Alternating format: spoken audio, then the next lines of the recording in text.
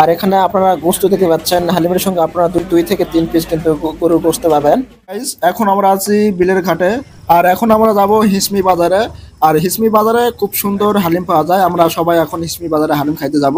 আর হিসমি বাজার কোথায়, যারা দেশের বিভিন্ন জায়গা থেকে ভিডিও দেখতেছেন তাদেরকে আমি সহজভাবে বলে দিচ্ছি।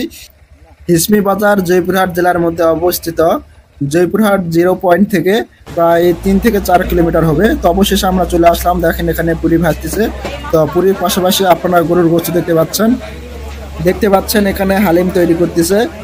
এখানকার হালিম খুবই জনপ্রিয়, আপনারা বুঝতে পারছেন। দেখেন এখানে কত কাস্টমার আসছে শুধুমাত্র হালিম খাওয়ার জন্য। এখানে হালিম আর পুরি খাওয়ার জন্যই সবাই এখানে আসছে। দেখেন অবশেষে আমাদের হালিম দেওয়া হয়েছে। আপনারা এখন হালিম দেখতে পাচ্ছেন, আমাদের হালিম দিয়ে গেছে। তো হালিম দেখতে মাশাআল্লাহ অনেক সুন্দর, দেখে খুব টেস্টি ফুল মনে হচ্ছে যে। আর এখানে আপনারা গোস্ত দেখতে পাচ্ছেন, হালিমের সঙ্গে আপনারা 2 থেকে 3 পিস কিন্তু গরুর গোস্ত পাবেন।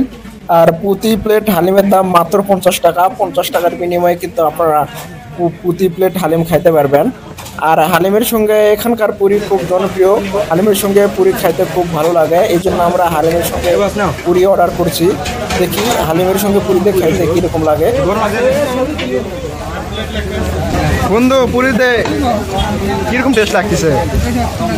কিরকম করা নাকি ডাইরেক্ট করা? সেই সেই মামা সেই সেই সেই কঠিন বসাও নাকি? অবশেষে আমরা খাওয়া দাওয়া শেষ করলাম। খাওয়া দাওয়া শেষ করার পর আমি একটু সামনের দিকে যাচ্ছি। কিছু দেখেন একটা প্লেটে আপনারা মাংস দেখতে পাচ্ছেন। তো হালিমের উপর কিন্তু মাংস দেওয়া হচ্ছে এক্সট্রা করে। আমি এর আগে বলছি যে এক্সট্রা করে আপনারা 2 থেকে 3 পিস মাংস পাবেন। এখানে সব কিছু ঠিকঠাক থাকলেও একটা বিষয় আমাকে খুব খারাপ লেগেছে, সেটা হচ্ছে যে এখানে এত পরিমাণ কাস্টমার হয় যে আপনি গিয়ে কখনোই প্রথমে সিট পাবেন না। এর জন্য প্রথমে বাইরে একটু দাঁড়িয়ে থাকতে হবে। বাইরে একটু দাঁড়িয়ে থাকার পর তারপর আপনি সিট পাবেন। সিট পাওয়ার পর আবার 5 থেকে 10 মিনিট আপনাকে খাবার পাওয়ার জন্য অপেক্ষা করতে হবে।